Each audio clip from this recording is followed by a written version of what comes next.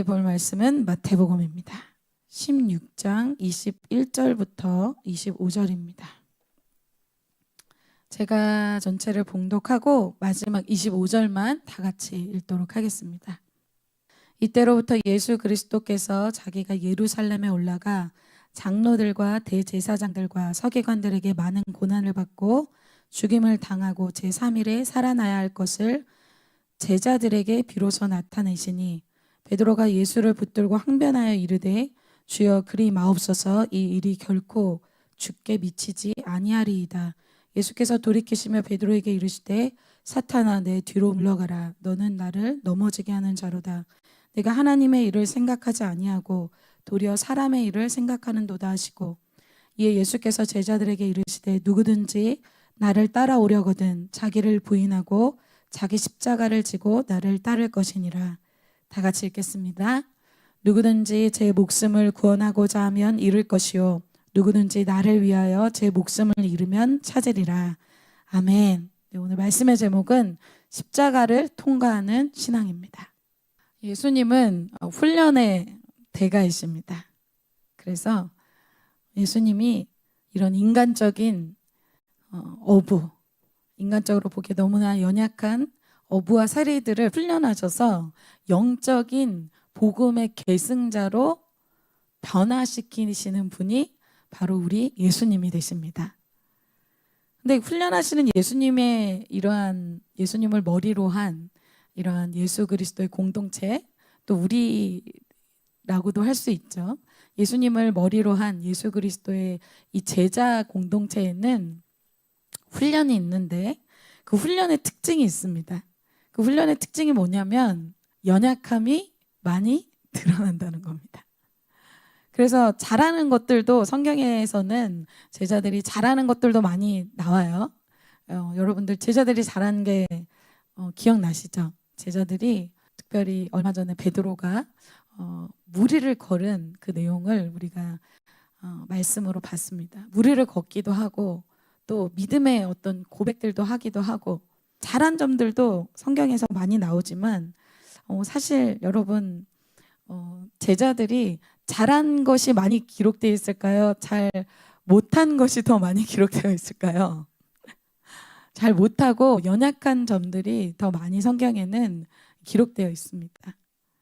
그래서 오병이어 사건을 두고도 빌립이 막 계산하고 있는 모습, 그리고 도마의 이 의심 많은 모습, 그리고 특별히 이 베드로가 참 제일 많이 연약함을 많이 보여주는데, 베드로는 참 주님께 책망을 참 많이 받은 사람입니다. 그래서 이상한 말 했다가 무한을 당하기도 하고 정말 쓸데없는 말 했다가 창피도 당하는 일들을 베드로가 많이 있어요.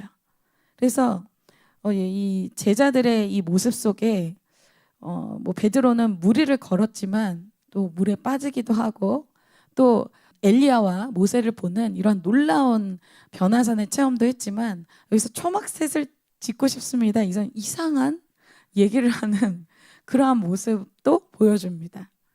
그래서 이 베드로도 그렇지만 제자들의 모습 속에서 얼마나 이 잘한 모습보다는 못한 모습이 많이 나오는가, 그것을 보여주고 있어요. 이것은 무엇을 얘기해 줍니까? 처음부터 복음의 계승자로 태어난 사람은 아무도 없어요.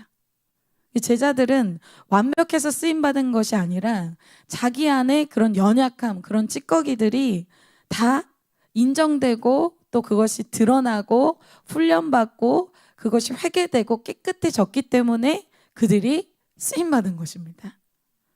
찌꺼기가 훈련을 통해서 제거되어서 쓰임받은 사람들이 제자들이었다는 거예요. 그러나 너무나 아쉬운 것은 그러한 변화를 받을 수 있는 제자 공동체에서 자기의 모습을 완벽하게 속인 사람이 바로 가룟 유다죠.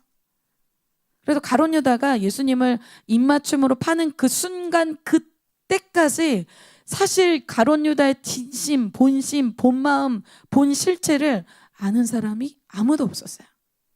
자기 안에 연약함, 자기의 생각, 자기의 안에 갈등을 완벽하게 숨긴 사람이 바로 가룟 유다였습니다. 다른 제자들은 사실 연약함이 너무나 많이 드러나서 좀 창피할 정도로, 그러나 그들이 그것을 11 제자들은 인정하고 오픈하고 예수님께 묻기도 하고 책망도 받아보는 그런 과정을 통해서 그 문제, 그 찌꺼기를 통해서 오히려 예수님을 만나고 예수님의 사랑을 만나고 예수님의 용서를 만나고 예수님의 풍성함을 만나는 그런 훈련을 받은 사람이 11 제자였습니다. 여러분 생각해 보세요. 어떻게 이런 물고기만 잡던 어부가, 그리고 자기만 위해서 살던 이 세리가 어떻게 복음의 계승자가 될 수 있겠습니까? 우리가 어떻게 이 모습 그대로 복음의 계승자가 될 수 있겠어요? 그것은 훈련을 통해서 되어지는 것입니다. 특별히 제자들을 어떻게 훈련하세요? 예수님이 사건을 통해서 이 제자들을 훈련하십니다. 사건을 통해서 나의 실체가 드러날 때 그것을 가지고 주님 말씀도 하시고 가르쳐 주기도 하시고 설명해 주기도 하시고 그것을 통해서 주님이 훈련하십니다. 오늘 특별히 베드로 안의 찌꺼기를 드러내는 사건이 오늘 사건이에요. 오늘 본문은 베드로의 찌꺼기가 드러난 사건인데, 이것은 어떤 것 때문에 드러난 사건이냐? 예수님의 말씀 때문에 드러난 사건입니다. 그동안 오늘 본문은 예수님의 제자들에게 자기에 대해서 전혀 하신 적이 없었던 말씀, 언박싱, 그거를 풀어주신 내용이에요. 그것이 뭐냐? 예수님이 메시아로서 어떻게 구원을 이룰 것인지에 대해서 주님이 오늘 처음으로 제자들에게 십자가와 부활을 오픈하신 날이 오늘 이 본문입니다. 이 말씀을 통해서 베드로의 찌꺼기가 드러나게 됩니다. 오늘 이 말씀을 통해서 베드로뿐만 아니라 우리가 받아야 될 훈련, 우리의 찌꺼기들을 보게 되고, 우리도 베드로와 같이 훈련 받아서 주님의 역사에 또 저와 여러분이 복음의 계승자로 쓰임받게 되는 그런 변화가 저와 여러분에게 임할 것을 선포합니다. 예수님이 제자들에게 처음 개봉한 그 말씀은 예수님이 구원의 방법을 십자가를 통해서 이루시겠다는 말씀이었습니다. 오늘 본문은 여러분들이 눈으로 읽은, 제가 읽어드린 21절 본문은 어떻게 시작하냐면 이때로부터라는 말씀으로 시작해요. 이때로부터는 이 사건 전에 예수님이 제자들에게 물어보신 것이 있었습니다. 사람들이 나를 누구라고 부르냐? 어떤 사람들은 세례 요한이라고도 하고 엘리야라고도 하고 선지자라고도 하고 여러 가지를 대답해. 그럼 너희는 나를 누구라 하느냐? 이렇게 물어보셨습니다. 예수님의 모든 관심은 누구에게 있냐면 제자들에게 있습니다. 제자들이 무슨 대답을 할 것인가, 이것이 예수님에게는 굉장히 중요해요. 그런데 그때 제자 중 한 명 베드로가 나서서 핵심 정답을 얘기해요. 주는 그리스도시고 살아계신 하나님의 아들이십니다. 그러니까 우리를 죄에서 구원하실 그 메시아십니다. 이 대답을 베드로가 했다는 거예요. 예수님이 메시아라는, 우리를 죄에서 구원하실 그분이라는 것을 얘기하고 나서 이때로부터 예수님이 그런 메시아로서 그런 구원을 어떻게 이루실 것인지에 대해서 제자들에게 구체적으로 오늘 설명하신 내용이 본문이 오늘입니다. 21절에 다시 보면 이때로부터 제자들이, 베드로가 예수님이 메시아라는 걸 고백하고 나서부터 예수 그리스도께서 자기가 예루살렘에 올라가 장로들과 대제사장들과 서기관들에게 어떻다? 많은 고난과 죽임을 당하고 또 제3일에 살아나야 할 것을 제자들에게 이때로부터 비로소 나타내셨다라고 말씀하고 있어요. 드디어 이제 예수님이 내가 메시아로서 어떻게 구원을 이룰지, 내가 많은 고난을 받고 십자가에 죽고 다시 살아나는 그 부활을 통해서 내가 이 구원을 이룰 거야 라고 말씀하시는 이 순간입니다. 여러분, 예수님이 죄인을 구원하시는 방법은 십자가입니다. 여러분, 요즘에 캠퍼스에서 전도하고 계시죠? 우리가 한 사람 전도하고 또 이렇게 교회로 데리고 오는 건 여러분 쉬워요? 굉장히 힘듭니다. 여러분 한 사람이 나가면 있을 것 같은데 그 막 몇십 명을 만나도 한 명 이렇게 오기가 쉽지가 않아요. 그리고 막상 이게 한 명이 딱 와서도 그 사람이 제자로서 일대일하고 머릿돌하고 예만사하고 특별히 리더로서 세워진다? 그것은 정말 쉬운 과정이 아닙니다. 어떤 게 필요하다? 십자가가 필요하다는 것이죠. 한 사람이 구원되고 전도되고 양육되고 이 모든 과정에서 이 십자가 없이는 되지 않습니다. 이 십자가는 뭐예요? 여러분 양육하면서 어때요? 여러분들이 양육할 때 여러분들이 양육을 받은 것뿐만 아니라 양육하는 입장이 되면 한 사람 끝까지 감당하는 것이 쉽지가 않습니다. 그냥 포기하고 싶고 정말 자존심 굽히고 싶지 않고 정말 이제는 안 되겠다 막 그런 생각이 들 때가 있죠. 예수님도 죄인인 우리를 구원하실 때는 그냥은 안 되는 거예요. 시편 22편에는 다윗이 예언적으로 예수님이 겪으실 그 고난에 대해서 그 고통을 이렇게 기록하고 있습니다. 나는 벌레요 사람이 아니라 사람의 비방거리요 백성의 조롱거리니이다. 나를 보는 자는 다 나를 비웃으며 입술을 삐죽거리고 머리를 흔들며 말하되 그가 여호와께 의탁하니 구원하실 걸 그를 기뻐하시니 건지실 걸 하나이다. 죄가 하나도 없으신 예수님께서 죄인인 우리를 구원하시기 위해서는 이러한 갑지불을 통과해서 또 이러한 모욕과 멸시와 침뱉음과 천대와 자존심을 내려놓는 이것뿐만 아니라 예수님이 십자가에 발가벗겨져서 올라가시는 그 죽음이 없이는 우리에게는 구원이 없습니다. 예수님의 이 구원 방법은 죽어짐, 이 십자가를 통해서만 된다는 말씀을 주시고 계세요. 그리고 이거 십자가만 있는 것이 아니라 제자들에게 부활도 이야기하시죠. 무엇을 얘기합니까? 신앙은 십자가 이 죽어짐이 있는 사람에게 부활의 영광도 있다고 주님이 약속해 주고 계십니다. 반대로 이 이야기는 무엇이냐? 십자가가 없는 사람, 죽어짐이 없는 사람, 그 사람에게는 부활의 영광도 없다라고 말씀하고 있는 거예요. 근데 예수님이 이러한 중요한 말씀, 이 십자가와 부활에 대해서 처음으로 말씀하실 때 오늘 이 십자가 메시지를 통해서 베드로의 찌꺼기가 막 드러납니다. 지금 여러분 막 찌꺼기 드러나시는 분들 있죠? 십자가 싫다. 십자가 제목부터 싫다. 나는 십자가 싫어. 왜 오늘 십자가야? 막 이런. 아직 말씀도 다 안 전했는데 지금 3분의 1도 안 전했는데 이제 이미 거부의 레이저를 쏘고 계시는 분들이 있어. 이제 적고는 있지만 마음으로는 이미 믿음의 방패가 아니라 말씀을 거부하는 방패를 이미 들고 있어. 베드로의 찌꺼기가 이 말씀을 전할 때 드러나게 돼요. 베드로가 이 말씀을 강하게 거부합니다. 십자가를 거부하는 베드로에 대해서 보겠습니다. 베드로가 예수님이 이 예루살렘에 올라가서 대제사장과 장로들의 고난을 받고 십자가에 죽으실 것, 또 부활하실 것에 대해서 말씀하셨는데 베드로가 이 일을 듣자마자 바로 예수님께 항변을 합니다. 22절에 이렇게 얘기하고 있어요. 수경자매님이 한번 읽어주세요. 예수를 붙들고 막 항변했대요. 항변했다는 말은 무엇이냐면 막 꾸짖었다는 거예요. 누가 누구를? 베드로가 예수님을 붙들고 꾸짖었다는 거예요. 물론 이 십자가형이 얼만큼 잔인한 것인지를 이 베드로는 알고 있었습니다. 그래서 예수님을 인간적으로 사랑하는 마음, 정말 염려하는 마음에서 베드로가 예수님을 그렇게 꾸짖고 막 말리고 그렇게 한 것이었겠죠. 인간적인 사람은 이렇게 해줄 때 어때요?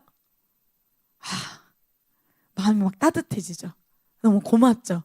안 그래도 예수님이 십자가 지기가 너무 힘든데 베드로의 이 말이 안 된다라는 이 말이 오히려 나에게 위로가 되고 베드로밖에 나의 편이 없구나. 다른 제자들은 조용한데 베드로밖에 없구나. 인간적으로 위로가 되고 십자가를 지지 않아도 될 타당한 이유가 베드로 때문에 막 생기는 것 같아요. 여러분 그런 사람들 있으시죠? 내가 막 안 그래도 십자가 지기 싫은데 옆에서 친구들이 하지 마. 안 해도 돼. 너가 나의 찐친이다. 그러나 예수님이 오늘 어떻게 하십니까? 베드로를 책망하십니다.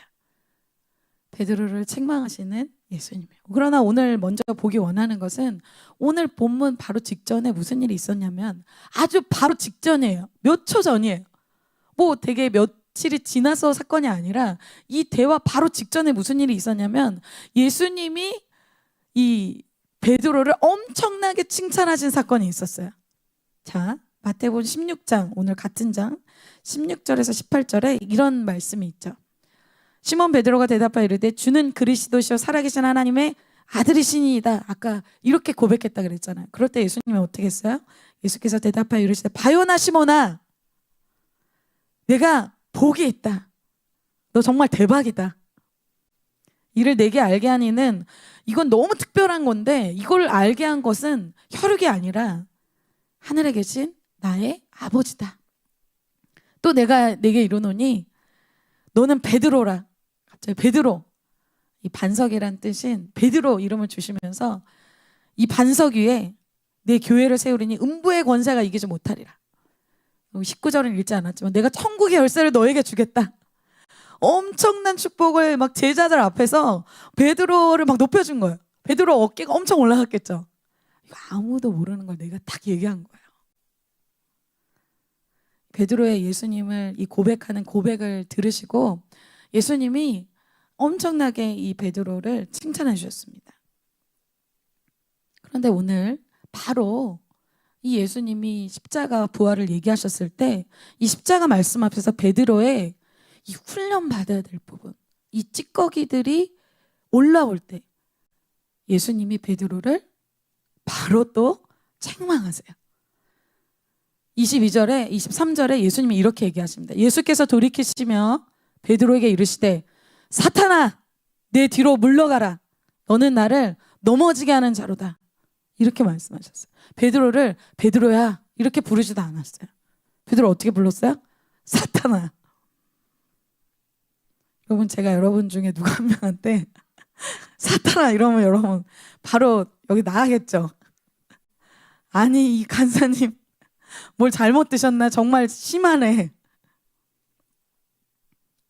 내 뒤로 물러가라. 너는 나를 넘어지게 하는 자로다. 이거 본문 해석을 보면 너는 나를 넘어뜨리는 자다. 너는 나에게 걸림돌을 줘서 넘어뜨리는 자다. 이렇게 얘기하신 거예요. 예수님이 이 대답을 인간적인 차원으로 보지 않으셨어요. 하나님의 일을 기준으로 영적으로 보셨습니다. 십자가 사건은 정말 중요한 사건이에요. 영혼을 구원하는 일, 지옥 리스트에 있는 사람들을 천국의 생명책 리스트로 옮기는 정말 귀중하고 소중하고 가장 핵심적인 예수님이 오신 이유인 일입니다. 그런데 이 일을 사단이 효과적으로 방해하기 위해서는 예수님의 아주 가까운 제자 중 3명 중에 누굴 써야겠습니까? 베드로를 써야겠죠. 이 수제자 베드로를 통해서 이 십자가의 일을 방해해야 한다는 것을 예수님이 알고 계셨어요. 그런데 여태까지 제자 중에서 여러분 생각해 보세요. 이렇게 공개적으로 사탄아 이런 얘기 책망 들은 사람이 있었습니까? 없었어요. 이렇게 강한 책망 들은 사람은 베드로밖에 없습니다. 그러나 이러한 예수님의 강한 책만 듣고 성경에 여러분 읽어보면 베드로가 어려워졌다 이런 말이 없어요. 그 이야기는 무슨 얘기예요? 베드로는 예수님이 이렇게까지 책망할 수 있는 제자였다는 거예요. 베드로 어떤 사람이에요? 인간적인 찌꺼기가 아직 많아요. 그렇지만 책망을 들을 수 있는 사람입니다. 즉 베드로는 칭찬도 들었지만 책망도 듣는 제자예요.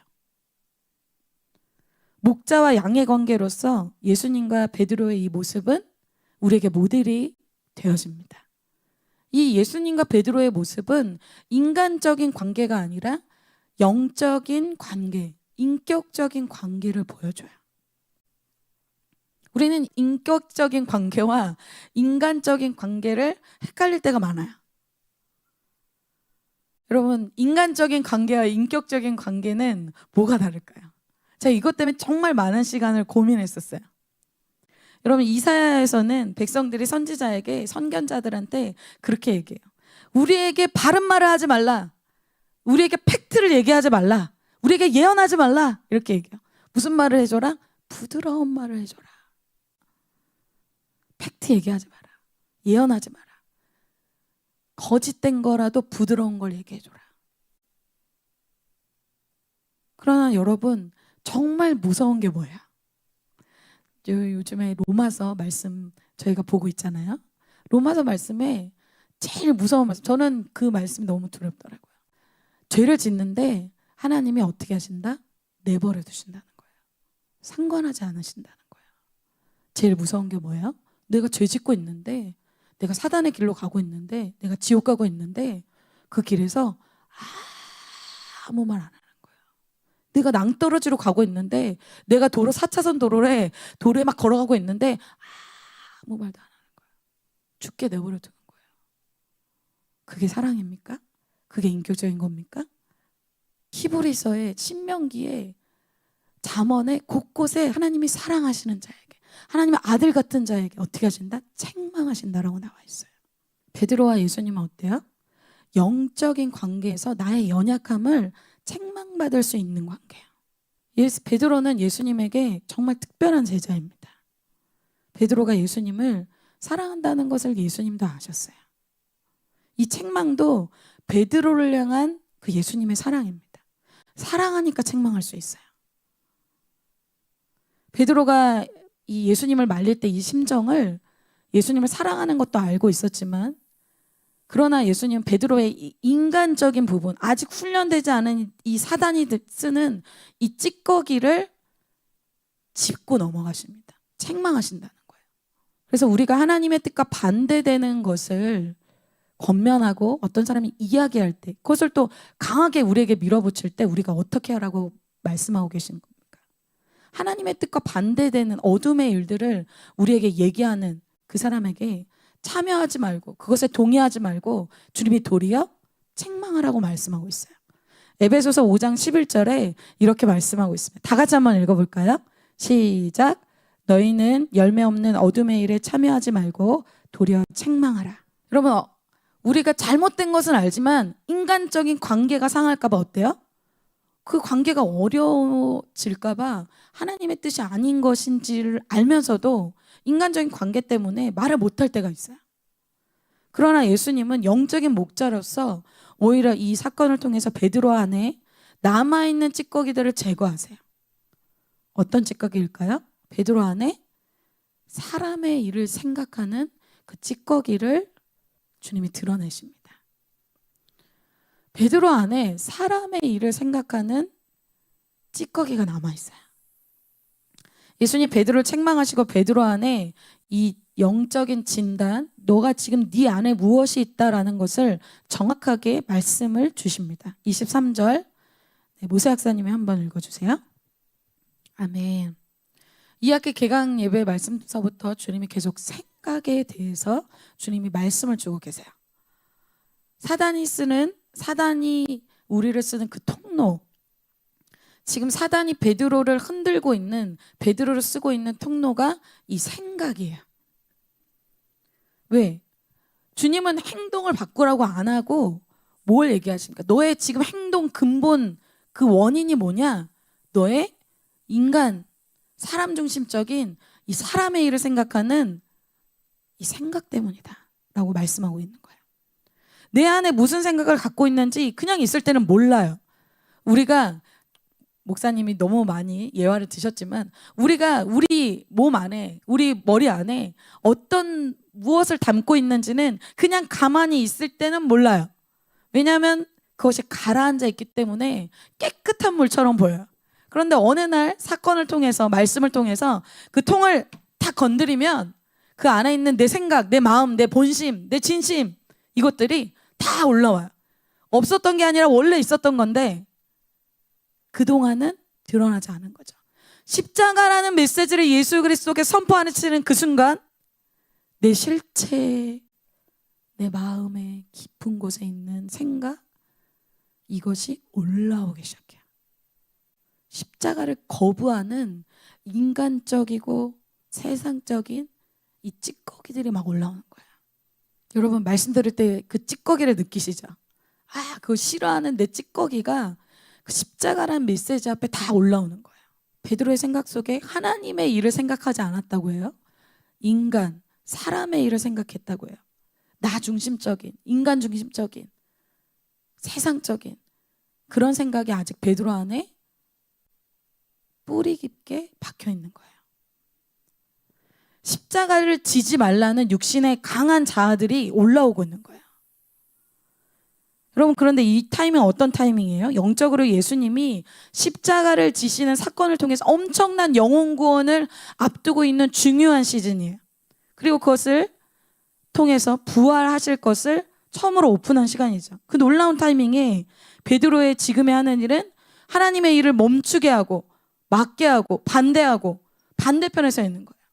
하나님 편에서는 지금 십자가를 앞두고 예수님 편에서 어떨까요? 힘을 모으고 지금 종교인이나 바리새인이 지금 반대하는 게 아니잖아요. 지금 아군, 제자인, 또 핵심 제자인 베드로와 함께 힘을 합쳐서 십자가에 나아가서 영혼 구원의 일을 이뤄야 되는데 지금 반대하는 사람이 누구예요? 완전히 반대할 뿐만 아니라 예수님을 꾸짖고 예수님께 항변하는 사람이 누구예요? 수제자 베드로라는 거예요. 여러분 영적인 세계는 영원한 아군, 영원한 적군이 없어요. 무슨 얘기예요? 내가 오늘 충만했다고 하더라도 한 번 그랬다고 해서 영원히 같은 편이 아니에요. 믿을 사람이 하나도 없죠. 그래서 어떻게 해요? 우리는 겸손하게 훈련을 받아야 됩니다. 아직도 내 안에 해결되고 훈련 받아야 될 것이 많다는 것을 인정해야 돼요. 내가 안다고 생각하고 내가 그때 놀라운 일들을 체험했어. 그때 놀라운 고백들을 했어. 그래서 예수님 칭찬도 받았어. 바로 직전에 베드로는 바로 직전에 그랬어요. 그런데 어때요? 몇 초 만에 바로 적군이 돼요. 영적인 세계가 그렇습니다. 그래서 우리는 훈련을 받아야 돼요. 훈련이 무슨 훈련? 여러분 무슨 훈련 받고 있어요?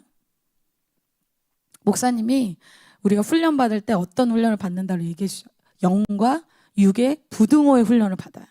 육이 작아지고 영이 커지는, 영을 강화시키는 훈련을 우리가 받아요. 로마서 8장 5절부터 8절이 그걸 잘 얘기해 주고 있어요. 육신을 따르는 자는 육신의 일을, 영을 따르는 자는 영의 일을 생각하나니 육신의 생각은 사망이요 영의 생각은 생명과 평안이니라. 육신의 생각은 하나님과 원수가 되나니 이는 하나님의 법에 굴복하지 아니할 뿐 아니라 할 수도 없음이라. 육신에 있는 자들은 하나님을 기쁘시게 할 수 없느니라. 십자가 앞에서 5절에 보면 우리의 육신 그대로, 육신 본성 그대로 할 때 육신을 따라서 살면 어떻게 돼요? 육신에 대한 생각을 하죠. 육신에 대한 생각을 하면 열매가 어떻게 됩니까? 사망에 이르른다고요. 사망에 이르르면 하나님과 원수가 된대요. 내가 육신 본성 그대로, 내가 십자가 지기 싫어하는 그 본성 그대로, 내 감정 그대로, 내 생각 그대로 그렇게 살게 되면 어떻게 된다? 하나님의 반대편에 서게 된다. 그 열매를 이야기하고 있어요. 방해 정도가 아니라 원수가 된대요. 더 이상 어떻게 돼요? 7절에 하나님의 법에 굴복하지 아니할 뿐 아니라 할 수도 없어요. 이런 십자가의 말씀, 하나님의 강력한 어떤 권면들, 이 말씀들이 막 선포되어질 때 이제는 어떤 상황까지 이르러요? 이 말씀에 더 이상 내가 굴복하지 않아요. 내가 순종하지 않을 것을 결단해요. 그 말씀이 들려질 때 난 그렇게 살지 않을 건데, 난 그렇게 하지 않을 거야. 하나님의 법에 굴복하지 아니할 뿐 아니라 할 수도 없어요. 그런 능력이 상실돼요. 왜? 육신에 있는 자들은 하나님을 기쁘시게 할 수 없기 때문에. 말씀이 뭐라고 해도, 예수님이 뭐라고 말씀하셔도 나는 그것을 강하게 거부한다는 거예요. 베드로가 갖고 있는 이 생각이 한마디로 얘기하면 뭐예요? 육신의 본성이에요. 십자가 싫다, 십자가 절대 지지 말라고 하는 내 안의 육신의 소리예요. 그런데 뭐예요? 중요한 건 예수님의 구원은 십자가로만 돼요. 십자가 없이는 구원이 없어요. 그럼 어떤 일이 생길까요? 사람의 일을 생각하는 베드로, 십자가를 거부하는 베드로에게는 이 상태로는 열매는 없어요.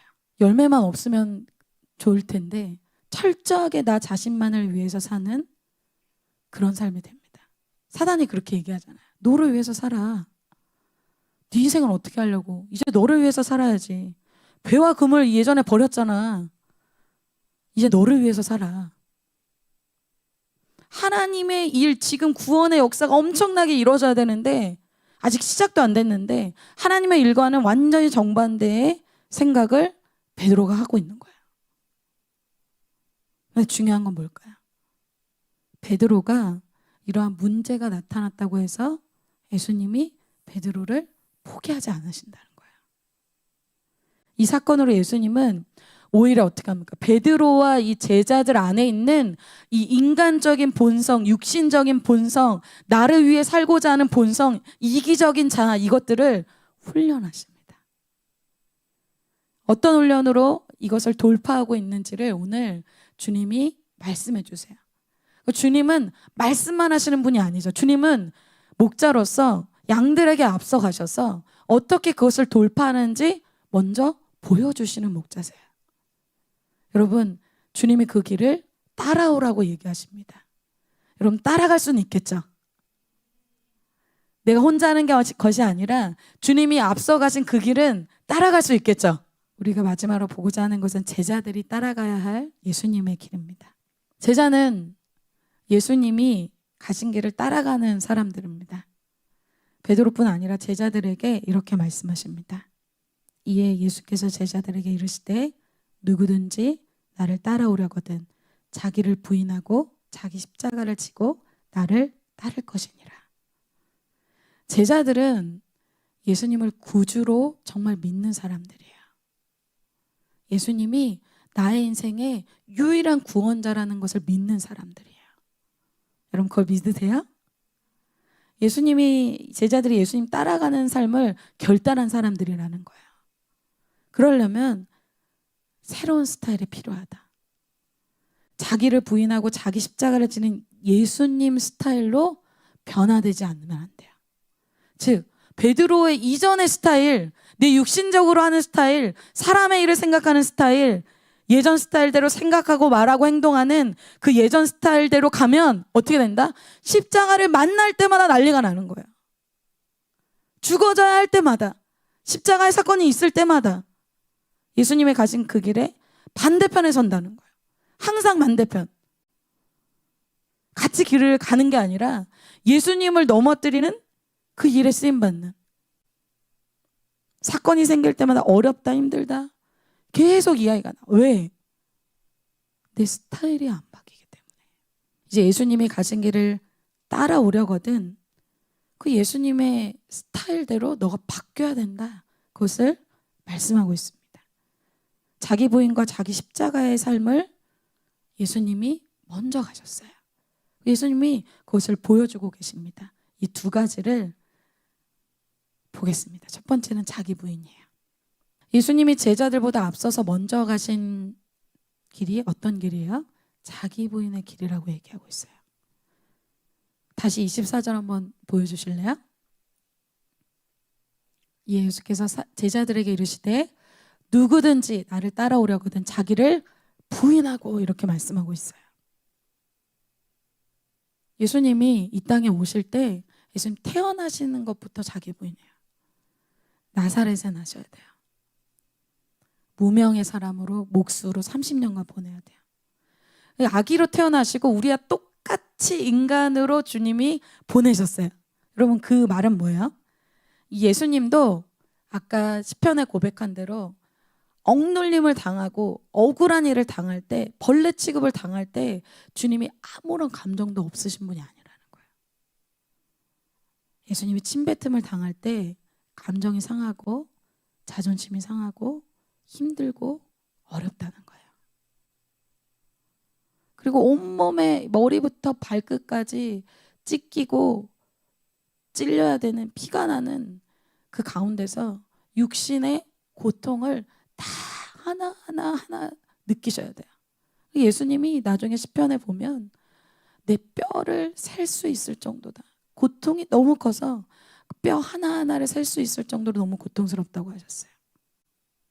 그래서 십자가는 우리만 싫은 것이 아니라 예수님도 힘든 거예요. 예수님도 사실은 싫은 거예요. 예수님도 자연스럽게 십자가 지자 이게 되는 것이 아니에요. 그래서 예수님이 이렇게 표현하셨죠. 마태복음 26장 38절에 이에 말씀하시되 내 마음이 매우 고민하여 죽게 되었으니 너희는 여기 머물러 나와 함께 깨어있으라 하시고, 예수님의 마음이 너무 힘든 거예요. 십자가를 질 생각을 하니까 예수님이 죽겠다라는 얘기 하신 거예요. 여러분 너무 힘들면 여러분 죽겠다라는 얘기 하잖아요.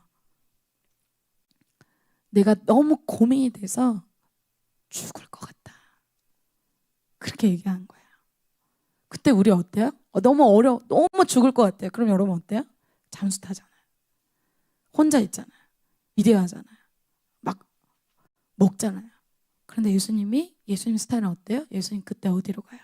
예수님이 그런 순간이 올 때, 너무나 고통스러운 순간이 올 때, 너무 자아가 부서질 만큼 힘들 때, 그때 예수님은 어디로 가요?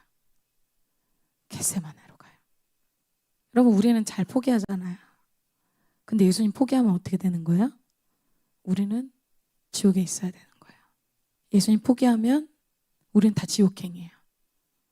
예수님이 포기했다면 우리는 없어요. 예수님의 자기 부인 때문에 우리가 여기에 있습니다. 예수님이 기도하시는데 기도를 어떻게 하세요? 조금 나아가서 얼굴을 땅에 대셨어요. 엎드려서 기도하시는데 몸이 땅에 붙었겠죠. 얼굴이 땅에 붙었겠죠. 너무 고통스러워서 바닥에 완전히 착 붙은 거예요. 여러분 겟세마네라는 뜻은 기름 짜는 틀이라는 뜻이 있어요. 내 몸에 진액을 다 짜내듯이 기도하는 거예요. 너무 고통스러워서 그 고통을 다 쏟아내면서 기도하는 거예요. 이게 무슨 기도예요? 배수진을 치고 하는 기도예요. 여러분 배수진이 뭐예요? 적과 싸울 때 뒤에 바다를 놓고 싸우는 거예요. 어떤 거예요? 목숨 걸고 싸우는 거예요. 나에게 선택은 없다는 거예요. 예수님의 선택은 뭐예요? 우리예요. 예수님의 선택은 뭐예요? 죄인이에요. 예수님은 두 가지 선택이 없어요.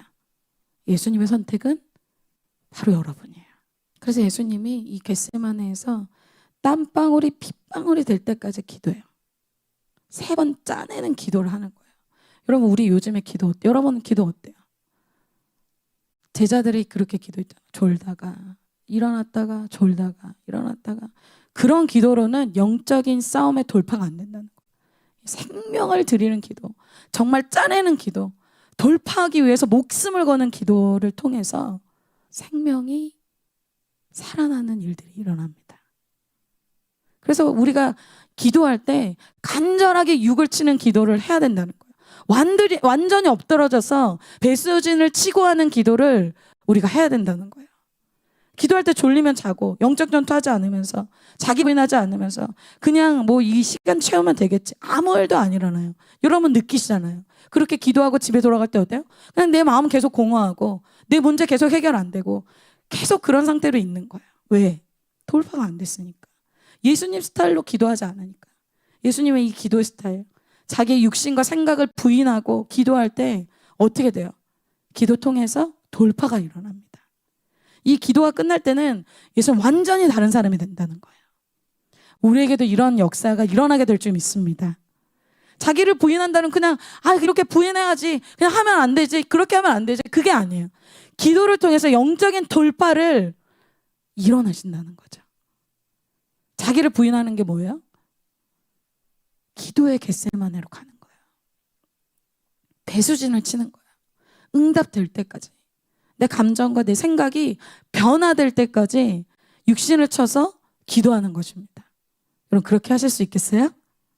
두 번째는 예수님이 가신 길은 자기 십자가를 지신 길이었습니다.